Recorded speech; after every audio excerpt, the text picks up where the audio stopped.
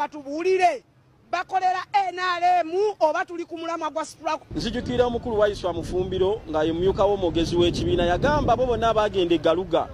n'abo bonna abalonda sipiika w'NRM kaadi mmye we twogerera kaakati munange abalonda sipiika w'NRM Lubaga n'abagenda eggaluga babeebazizza ne babongera ebifo ne babongera emyaka emirala 5. Bwe tubanga tuli mu bya ddala batuveeyo batugambe nti ensonga ze tulwanirira za ddala. Ekibiina twagala kijjeyo kaadi ze bawadde abalonda sipiika wa NRM Lubaga. Nnyina okukkiriza nti mukama wange muwambe bamusanyala nga baabawe yamuteeka nnyala. Chairman Nyanzi owambye ekibiina nga mwowambidde ne mutowo. Tetugenda kukkiriza ssale wakubiri. Mbeera ze meya w'e Lubaga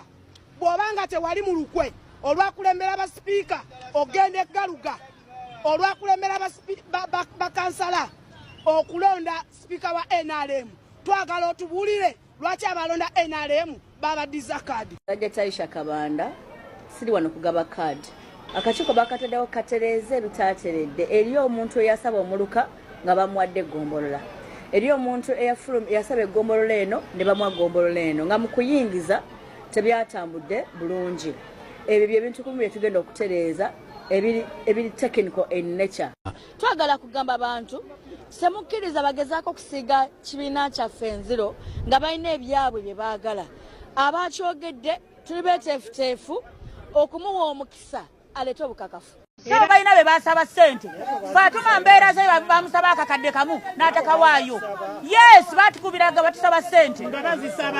Aisha Namutebingi yeewo omubiri tubadde tunoonya akalulu mu bumenyi bw'amateeka nnoonyeza akalulu buli omu akimanyi nina ground nze eyatwekeddwawo Nabukalu Alima okumuwa kaadi Nabukalu ku mikulu gyonna emikutu gyonna babadde nga bamuyita ne bamugamba yogerako eri abantu nga tayogera bw'aba nga tali guilty of that. Lwaki abadde tavaayo n'ayogera eri abantu? Lwaki yasobodde kubeera ng'ajja nga kansala nga ffe abajja abantu be bakkiririzaamu tebasobodde tulaba? Ground baginoonyeza ddi?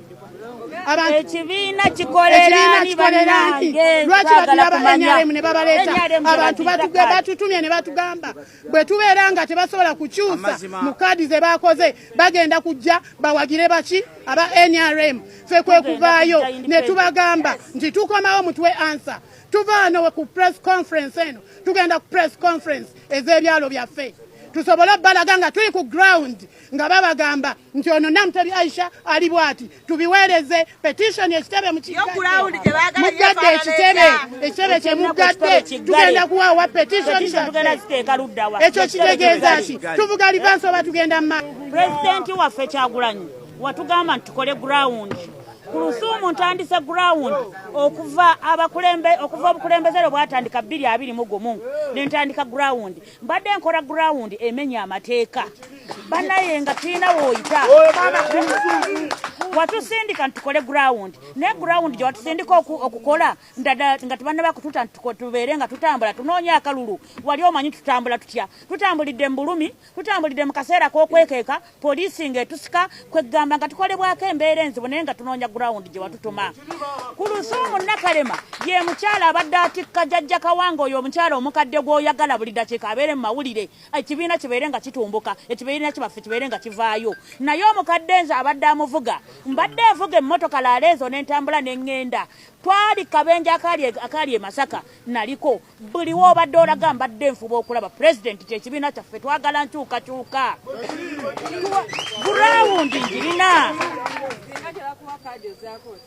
nze singa tebampa kaadi olwaleero nkoze petition njagala olwaleero pulezidenti atunule mu bintu mbantu byawadde kaadi. Yawadde Rose Narubwama taliyo ku ground. Yawadde Ria omuntu owa NRM yalonda NRM Kizito Ria yebase olwaleero gwe bawadde kaadi. Nsaba atuuseemu atereeze kaadi yange ku Lusuumu ampe kaadi. Bw'aba tampadde kaadi atusindise okubeera nga tujja independent kubanga tunoonya enkyukakyuka teriiwo okuviira ddala waggulu. Nze Nakalema ku Lusuumu. Omuntu gwe bawadde kaadi ewandegeya bw'aba yasobola okulyamu olukwe banne be yali nabo ne bamwa milioni 10 ate ng'ogyeko track record ye mu by'obufuzi bw'aba asobola okuabandoninga obuvunaanyizibwa bwe nga taata kuba yazze kulwana nze ndi maama w'abaana be gw'alinamu abaana 2 abaana mbalabiridde emyaka 10 akomyewo oluvannyuma lw'emyaka 10 azze mu kibiina azze okuyisaawo personal interest soogera kino emotionally naye nga sinnanunula Uganda nteekeddwa sooka okununula mukama wange kuba nzikiriza nti baaba yateeka mukama waffe ennyala Nyanzi yawamba mukama waffe olw'okuba baaba we atekinga advantage eyo nti oli mutowe kye tutagenda kukkiriza bwe mba ndi advocate nga ngamba nti tetusobola enkola ya Salimu Musale eri mu 7 mbi ng'ate yemwe eri mu kweyolekera mu kibiina ekito kye tuzimbye nze ngamba sigenda kikkiriza era ne bannange bangi bali eyo tebagenda kikkiriza lwakuba tebalina buvumu buvaayo byogera Nyanzi wawamba mukama waffe mute. Assalamu alaikum wa rahmatullahi wa barakatuhu. Manya ne Dobozi Gaddafi Jafari Kanyeke mafumafu bane mbadde road councilor wa Mulago Antufiri Wandegeera akyasavinga yo mwaka mulako naye kadi sasobodde kufuna kadi naye bana imbagumya mwe namwe n'abankubira amasimu na buli alina kyagambayo bane gwe bawadde kadi tudde mabegawe tumuwagire mu mbeera yonna bana bamama ndi kubiri era bane twabawo akola ensobi nga yagala koyisa linnya lyange embate Gaddafi yagambye bana eno badde gambayo tewali agambayo ekibiina gwe kyawadde kadi yo ate bane mbadde nsaba tugume mu mbeera yonna eriyo kulwensonga nti nombo ebifo bikyaliyo obukulembeze bugenda kukyuka wano obwala disije buli obwakije buli kati tukumemba ne tukume empisa mu mbeera yenna buli atafunye kadi adde emabega woyo yafunye kadi sola banga kubaala etugongereyo bana banyabo era nze nimba kituze bange no bagamba mbagambye mba kituze gwe bawadde kadi tuwagire sola banga kubaala nga tugongerayo badde kubiri mba kituze era baganda bange mbawerekereza ebigamba mu muganda wange mukibi alina okuba inako kye yansinzeeko ne basobola omuwa kadi ne bansuulawo kati n'olwekyo mbasaba mwena badde bampagira mwagire oyo gwe bawadde kadi tubaale naye tulakolaba nga tuggusa ensonga omwamu ogusinga okuba nga munene temunsuubira okukeera ku makyambo nataddewo embeera mboba kiki gwe bawadde kadi yoyo tubaale n'oyo era tulakolaba nga tugongerayo mu mbeera yonna n'ekirala abantu fenna tubeere bakkiriza n'ekirala nva waggulu nga nebaza ekitebe kyange okumpa omukisa nensobola okukulemberako mu kibuga Kampala mu kifo kya road councilor kubanga ebibiina ebibaddewo okuva emabega tebisobola kuwa muntu nganze mukisa nenzija nenkulemberako naye mbaddeko omukulembeze nembeerako ku bukiiko obw'enjawulo wadde nkyaliyo omwaka mulamba nsaba ekibiina kyange okusalawo kyekwasazeewo kulina okuba nga kwe kutuufu mu mbeera yagenze mu maaso era kino okuba kyalabye ng'oyo yabaddewo yasukulumye ku nze ne bamuwa kadi yambadde nsaba tuwagire oyo teri kiki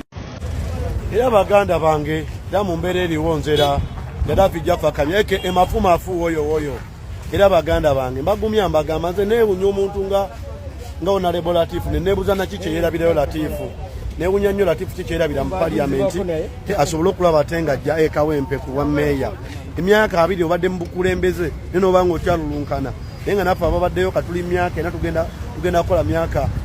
emyaka 5 naye tukulaga baba batumye kadi embeera eriwo sisobola kujja independent sisobola kukola kikati Latifu gwenze mba newunya ki kyeweerabirayo naye okuleka waliwo ebimu era ebibaamu nga birumira naye tugenda gezaako tulabeko okulaba nga tugenda tereeza mu mbeera yonna eriwo naye nga nze kwendi sirinawo woyo wendi baana ba maama mu mbeera yonna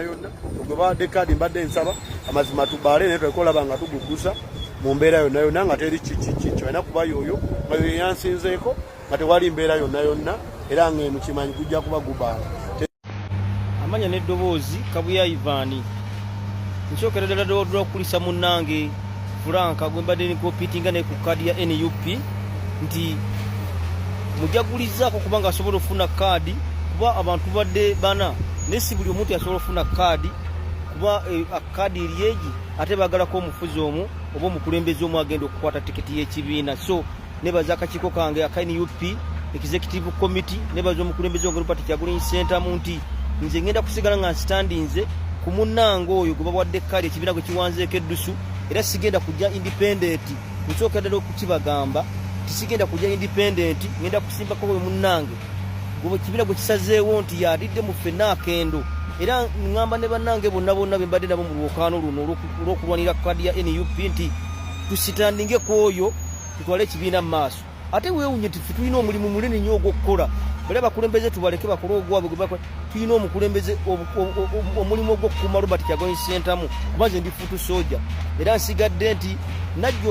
okulwanira kaadi tiyandagira nti bannaye mwesimbewo eyawula nti obaani ne mu be yagamba okwesimbawo nange nagiramu so nze nyina omulimu ogw'enkalakkaliro ogw'okukuuma omukulembeze wange Robert Kyagulanyi Ssentamu so congratulation omwami gwe beta Franka ow'Ennamagoma okubanga bakuddiza kaadi tize ngenda kusimba mu mugongo gwo ntambule naawe ate tunamwe tumuteekeyo nnyo essira entebe ennene y'eggwanga gye tulwanira ebifo by'abakansala nga omukulu Franka bawadde kaadi musitandike ku kutwala entebe enkulu y'eggwanga bino bye tuyayanira obufo butono senga entebe enkulu y'eggwanga tu Robert Kyagulanyi Ssentamu n'ogwe mulaba asobola okugikwata fena tujja kusigala nga tweyagalira mu nsi yaffe bannange temunyiiga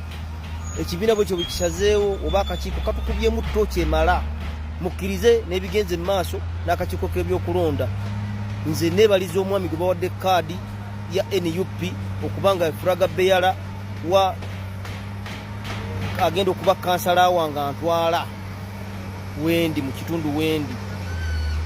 nange mbadde kumbira nyinno naye neolaba nange sikyashadde sirinye mu kyoto musitandinge kwabo muganda wange tuyambe gwandaba toja independent fena tubadde mulesi tukoledde pate ground kweri kida talina ground naye Katonda bwatu bwasazeewo mukkirize defeat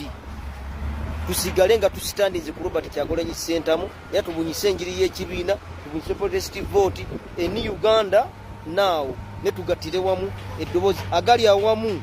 gegalumenyama muganda wange nze wenkusanga wonna nyina okusika mu mukono nsigadde nine nja kuyigira akalulu nga bwe kyetaagisa nja kunoonyeza akalulu nze manyikiddwa wonna mu kitundu bamanyi nja kuyigira akalulu bonna abange olina okunnoonyako nange nkunoonyeeko twesike mu mukono okukwasa abantu ababadde abanga badde bamanyi tusitandike tusitwale ekibiina mu maaso mwebale nnyo mwebaliddala kuba Katonda n'ensi yange Ssaabasajja Kabaka awangaale Robert Kyagulanyi Ssentamu atwale mu Uganda empya eni Uganda now. Omuntu yenna eyakutte namba yange y'essimu n'agiwa ekibiina kya DF abantu abali mu DF ne mu PPF wakoze ensobi nnene nnyo bananga ba PPF ne DF munneesonyiwe amasimu ge munkubira ag'okumukumu nti nzijembe egatteko nzije mumpe kaadi banange nedda ekizibu kyange tekyali kaadi oba kwesimbawo kubeerawo ebyo bye babanyonyodde nti banyimye kaadi jangu ffe tusiime emirimu gy'okoze bwe baba abantu beyo tebasobola kusiima mirimu gy'okoze era tebasobola kusiima byobereddewo ekitebe era tebasobola kusiima ngeri gyobereddewo ekitebe jangu eno ffe tukuwe kaadi banange mundeke kuva jjo mundi bubi bantu mwe mundeke aba PPF siye PPF FFP n'aba DF banange muve masimu gange muve mu namba zange muve ku simu yange muve ku namba yange nze ndi wa National Unity Platform ekyobutaba na kaadi oba basimye emirimu gyenkola gyembakoledde oba tebasimye emirimu gyenkoledde ekibiina ze nakolera ggwanga ntaddeyo petition yange wanabaawo omukisa nja kulembera we gunaba teguliiwo okusalawo kwange naye nsaba ADF DF ne PPF banange muve mu simu yange kirowooza nti nze candidate asinga singa muba mundeeseyo naye omuyinayo abalungi nganzi musimbeewo abalala saidi zeeyo so mbasaba mwesonyiwe namba yange y'essimu muve mu ku namba yange baganda bange